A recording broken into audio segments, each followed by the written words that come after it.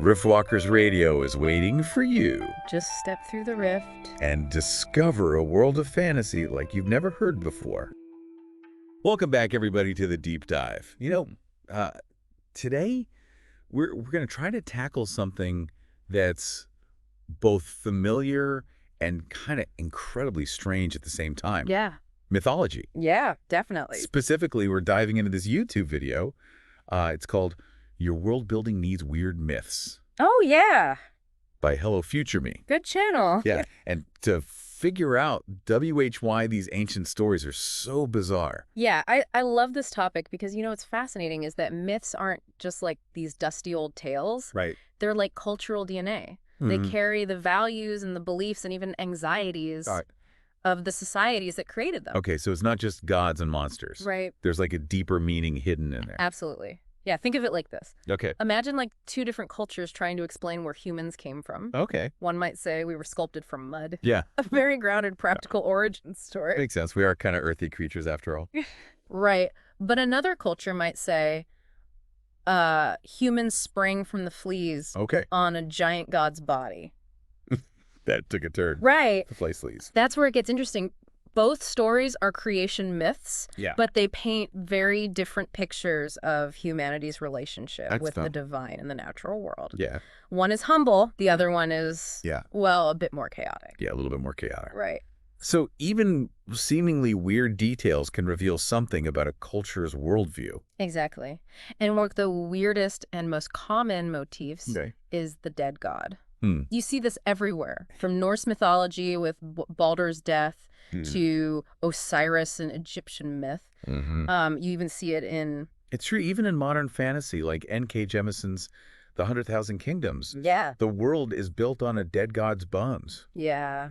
I always found that so haunting. Yeah, it is. And that's the power of the motif. Yeah. It can represent sacrifice, the cyclical nature of life and death, or even the fear of societal collapse and the yearning for renewal. I never thought about it that way, but it makes sense. Yeah. These myths are tapping into some pretty deep human emotions. Exactly, but what happens when we lose the context for these stories? When the culture that created them is gone and all we have are fragments? It's like trying to understand a joke in a language you don't speak. There's humor there, but you just can't quite grasp it. That's a great analogy. The video uses the example of the Uden mythology from the Elder Scrolls. Their homeland sank, taking with it much of their history and cultural understanding. So we're left with these strange, disembodied myths where the original meaning is lost to time. It's both fascinating and frustrating, isn't it? It is. Like, we know there's a deeper meaning there. Yeah. But we may never fully understand it. Yeah, and it reminds us that history itself is often just educated guesswork. Yeah. We're always piecing together the past. Yeah. And our understanding is constantly evolving. Right. But sometimes it feels like those pieces are deliberately arranged to fit a certain narrative. That's a great point. And it leads us to the idea that myths can be used as tools of political power. You mean like propaganda?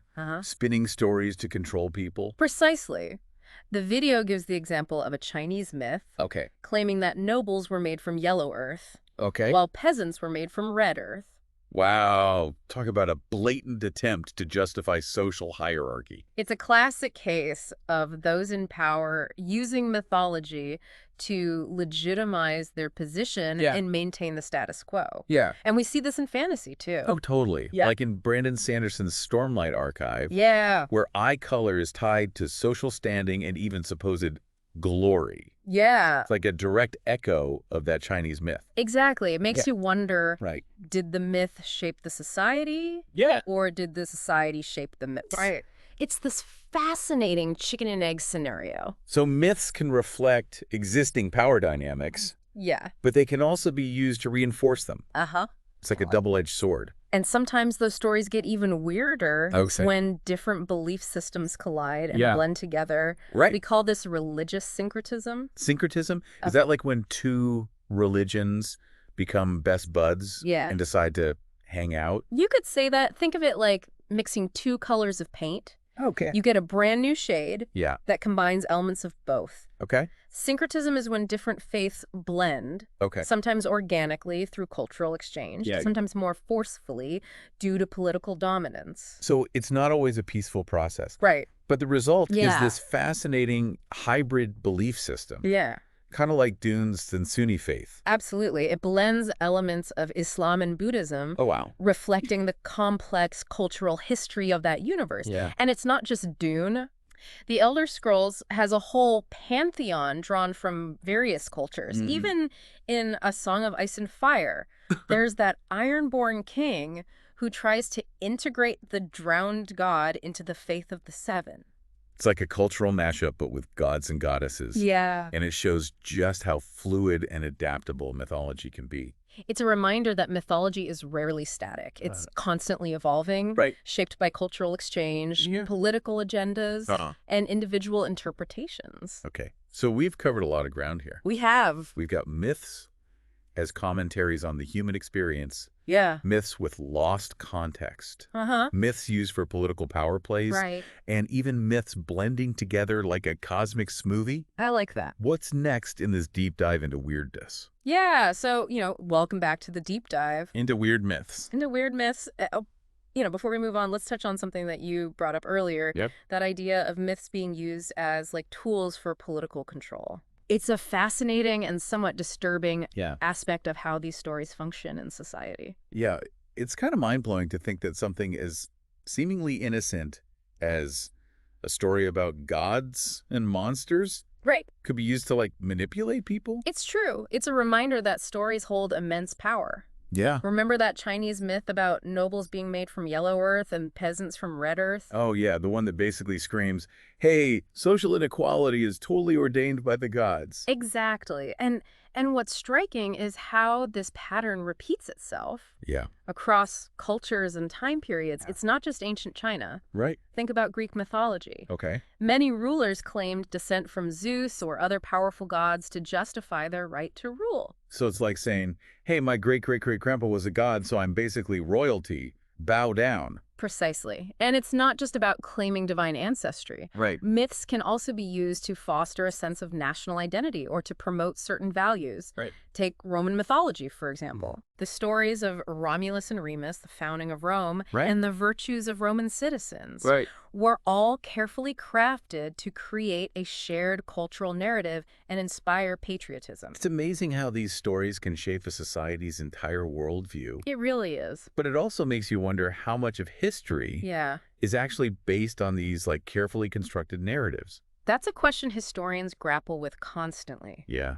And it highlights the importance of critical thinking when we approach both mythology and history. Right. We need to be aware of the potential biases and agendas at play. Right, because even seemingly innocent stories can be used to push a certain agenda. Exactly. But what about when those agendas clash? Yeah. Like when different belief systems come into contact. Right. We talked about rule synchronisms before, but I'd love to dig a little deeper. Absolutely. Syncretism is a fascinating phenomenon. Yeah. It's not always about one religion dominating another. Okay. Sometimes it's a more organic process of cultural exchange where different faiths borrow elements from each other and create something new. I guess it makes sense people move around trade ideas. Yeah. And those ideas inevitably start to mix and mingle. Yeah. It's like a cultural potluck. Exactly. And the results can be incredibly diverse. Yeah. Think about the blending of Hinduism and Buddhism in Southeast Asia. Okay. Or the fusion of indigenous beliefs with Christianity in Latin America. Right. These are prime examples of how syncretism can create unique and vibrant religious traditions. It's a reminder that even in the realm of faith and spirituality, things are rarely black and white. There's this whole spectrum of beliefs and practices that have evolved over time. And that evolution often involves a healthy dose of weirdness. Oh, yeah. Remember, we're talking about myths here. Right. And myths are rarely straightforward. They're full of strange creatures, bizarre rituals, and seemingly nonsensical stories. Okay, but why? Why are myths so weird? Yeah. Is it just to keep things interesting? Or is there something more to it? That's the million-dollar question. I think there are a few reasons. Yeah. First, remember that these stories were often passed down orally for generations before they were written down. So it's like a giant game of telephone where the story changes a little bit each time it's told. Exactly. Details get exaggerated, characters get mixed up, new elements get added in. Yeah. It's a natural process of evolution, but it can lead to some pretty wild variation. Makes sense. But isn't there also something about myths tapping into our subconscious fears and desires? Absolutely. Myths often deal with universal themes of life, death, creation, and the unknown. They explore our deepest anxieties about our place in the cosmos and the forces beyond our control. And sometimes those anxieties manifest in some pretty strange and fantastical ways. Yeah. It's like our collective imagination running wild. Exactly. Myths give us a way to grapple with those fears and desires. In a symbolic and metaphorical way. They allow us to explore the darker corners of our psyches and confront the things that scare us the most. But it's not always about fear, right? No. Myths can also be incredibly inspiring and uplifting. Absolutely. They can offer us models of heroism, teach us about the importance of community and sacrifice, and even provide a sense of hope and meaning in the face of adversity. So myths are this incredible blend of darkness and light, fear and hope, the mundane and the extraordinary. It's no wonder they've continued to fascinate us for centuries. And as we continue our deep dive, we're going to explore how those themes play out in a genre that's often seen as the modern equivalent of mythology. Science fiction. Ooh, that's an interesting connection. I'm already intrigued. Yeah. What kind of weirdness can we expect from the world of sci-fi myths? All right, so welcome back to the deep dive. Yeah. We've been, exploring, why myths are so weird. And now we're taking a giant leap into the future. To see how those same themes play out in science fiction.